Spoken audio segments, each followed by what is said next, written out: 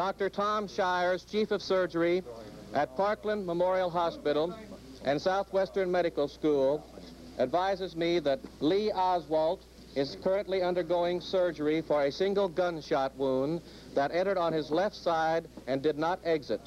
The patient is in extremely critical condition. Dr. Shires will make a personal statement when the surgery is completed. Mr. Landrigan, you indicated that you had made some preparations for this eventuality. As I said, our job is to be prepared. We had received word that there was quite a crowd down there, and on the possibility that there might be some type of disorder, we had alerted our emergency room to be prepared. You expect him to be in surgery for several hours. That's correct. This requires the removal of the bullet?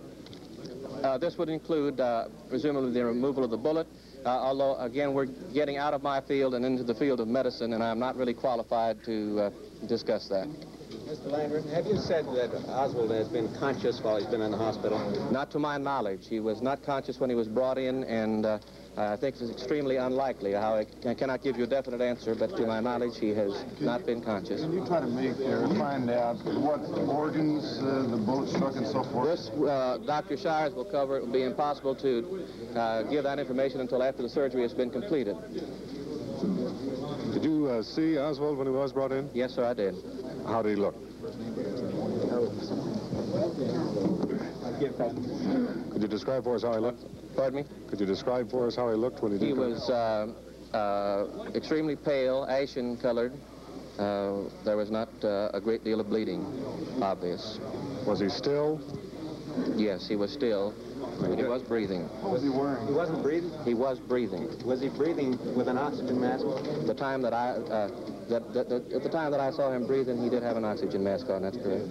Were you able? What was he wearing? The blanket over him, or he had street clothes on? Now, to the best of my recollection, he had street clothes on, and there was some hospital linen also on the cart. I don't have a very clear recollection of that. I'm sorry. Were you able to see the gunshot wound? No, sir.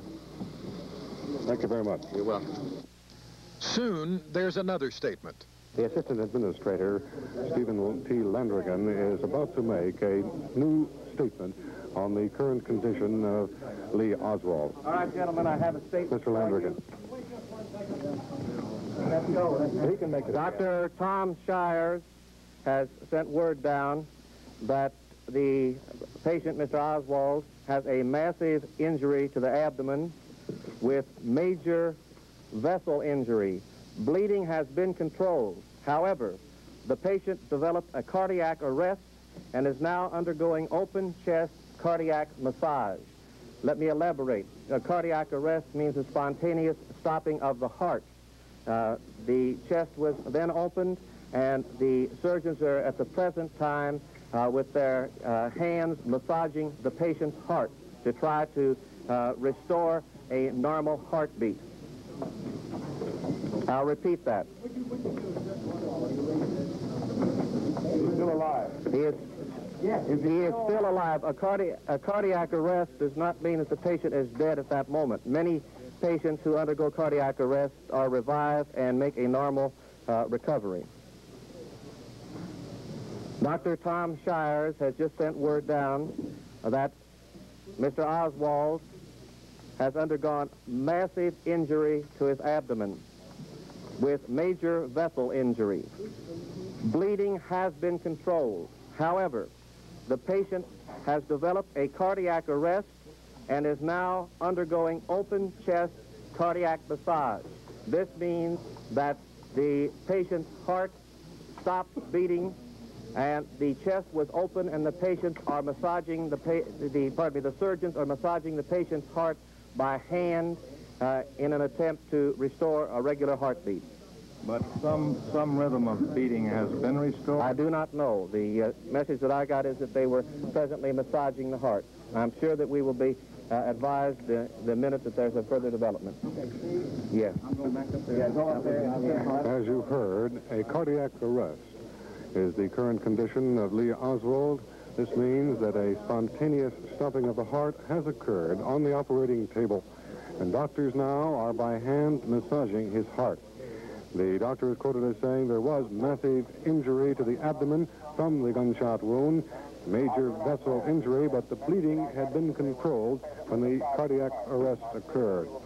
Well, I would imagine that it will be only a matter of minutes before we get further word on the restoration of at least a regular heartbeat or on the condition at the moment of Lee Oswald.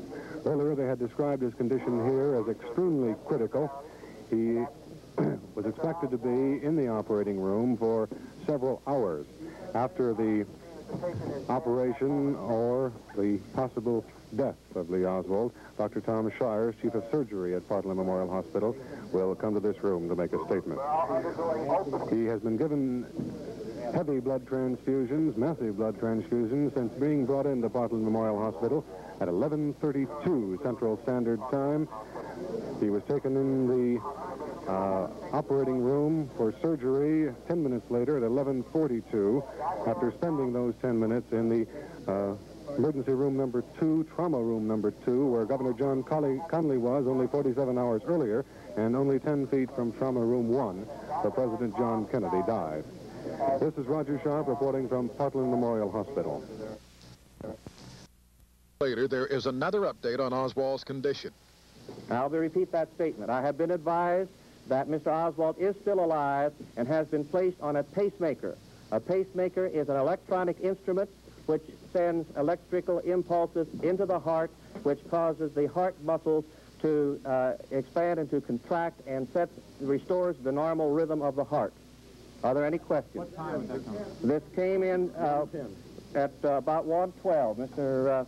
Dutton just brought it in to me, one of our administrative assistants. Improvement or a... This represents an improvement in that the man is still alive and his heart had stopped, the last statement that had been made. This means the open chest massage is at least temporarily successful. Apparently so. That latest statement from Stephen Landrigan, the administrative assistant at Parkland Memorial Hospital, on the condition of Lee Oswald.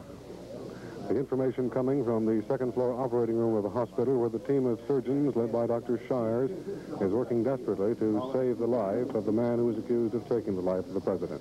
There's a report that the patient has expired from outside.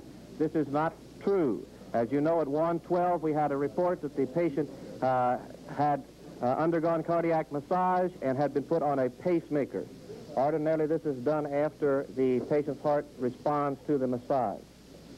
And at the same time, the message is sent down that he is alive.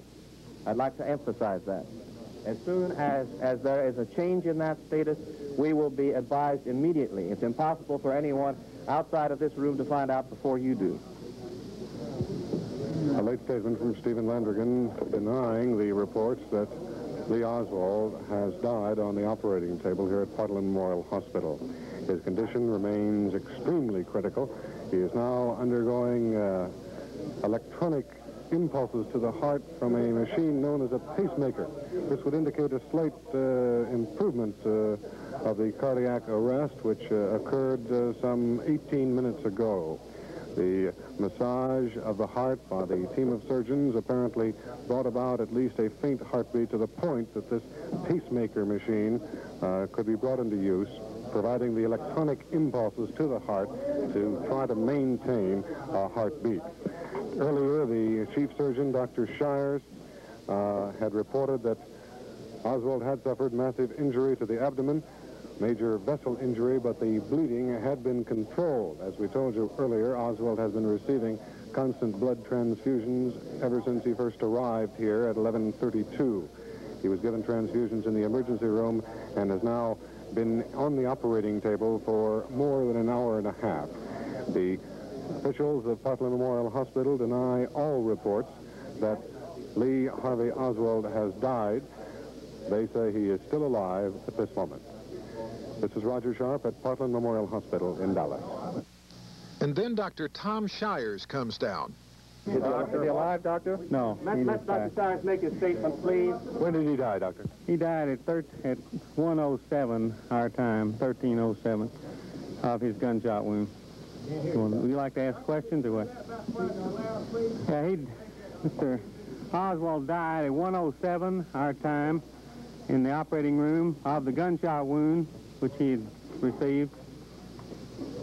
Would you describe his last moments on the operating table, please? The last moments were rather hectic. He had a cardiac arrest from all the massive blood loss, the massive injury. The last few minutes were spent in cardiac resuscitation, open heart massage, electrical defibrillation, internal defibrillation, and finally there were absolutely no signs of life at all, fixed dilated pupils and all the signs of death. How many surgeons were working on him at the time? There were 4 actually operating scrubbed at the same time, besides the others. How long after the cardiac arrest did he die? I don't really know. I imagine 20 or 30 minutes. Did he ever talk to you or say anything? No, he never regained consciousness at all. In fact, before surgery, we had no blood pressure, a few agonal respiratory efforts, and that was all. During the operation, once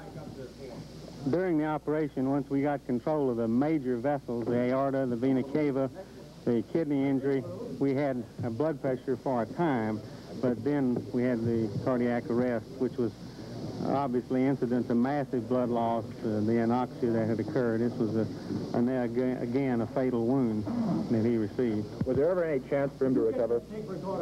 Well, there's always a chance as long as you have signs of life, and we had at least a heartbeat preoperatively, so there was a slight chance. So What was your impression when you first saw him, though? Did you have any hope on your first impression for recovery? Not much, although, again, there's always a chance. The course of the bullet wound through the upper abdomen was such one could feel the bullet under the skin on the right side, the entrance wound in the upper abdomen on the left side. We guessed that he had injured all the major vessels in the between space, and sure enough he had. What organs? From left to right, this went through the spleen, then into the pancreas, then the aorta, the vena cava, the right kidney, right lobe of the liver, out into the subcutaneous area. This transection. Was the bullet under the skin, just under the skin. Under the back? On the right side. On the right side. Spleen, aorta, vena cava, pancreas, kidney, liver. Dr. Shires, do you know what caliber bullet it would have been? Yeah, it looked like a .38 caliber bullet. We removed the bullet at the end. After death, you removed the bullet? Well, yes. It looked like what, sir? .38 caliber. Just guessing. You didn't have blood pressure before surgery? No, no blood pressure at all. You say that he did have damage on investigating. You did find damage in all his organs? Every one of them. What was the immediate cause of death? The gunshot wound. The final cause of death was massive injury with massive blood loss and then cardiac arrest. Doctor, would you say that Oswald might have had a weak heart to begin with? No way of telling. It actually did not appear to be damaged previously. Now, when we did the cardiac massage, the problem was a flabby heart, which was indicative of massive blood loss and anoxia, which he sustained from the time of the injury. From your observation, what would you say was his general condition besides the gunshot wound? In other words, was he physically a well man? On brief inspection in the emergency room, apparently so. Who did the massage? All of the operating surgeons, I did, Dr. Perry, Dr. McClellan. Who are the operating surgeons? Dr. Perry, Dr. McClellan, Dr. Jones, and 3 others besides me. They just happened to be in the building at the time? We were all in the building. Did you first inform his relatives of the death before you came here? No, I came right here from the operating room, escorted from the operating room. Doctor, those in the operating room, were any of those same people present at the time of the president's death? Yes, as you know, Dr. Perry did the tracheotomy on President Kennedy. Malcolm Perry. That's right. Dr. Shires, did you have a pacemaker on him? Yes. Yes, we had a pacemaker. Until there were absolutely no signs of life. How long that was, I don't know, several minutes. Defibrillator still on him? Defibrillator was used several times, You yes. did determine death was at about 1:07 p.m. That's right, 107. Dr. Shires, I would like to ask Dr. Shires to dictate a short statement to our secretaries, which we will reproduce and get into your hands so that everybody can have these details, if that's agreeable with you, Dr. Shires. Would you like to do that now? You'll you've heard the story from Dr. Tom Shires, the chief of surgery here at Parkland Memorial Hospital, on the death of Lee Oswald. Oswald entered the hospital at 11:32 p.m. And get the statement dictated and typed, and on the reproducer we'll have it to you. It shouldn't be more than just a very few minutes. Stephen Landrigan, the assistant administrator of the hospital. As we were saying, Dr. Shires announced the time of death of Lee Oswald at 1:07 p.m. Eastern, or rather Central Standard Time. He entered the operating room at 11:42 and apparently was alive on the operating table for an hour and a half before death. Many of the same people, including Dr. Malcolm Perry, who were present at the time of the death of the president 2 days ago, were present today on the second floor operating room when Lee Harvey Oswald, the man accused of murdering the president, expired. This is Roger Sharp reporting from Parkland Memorial Hospital.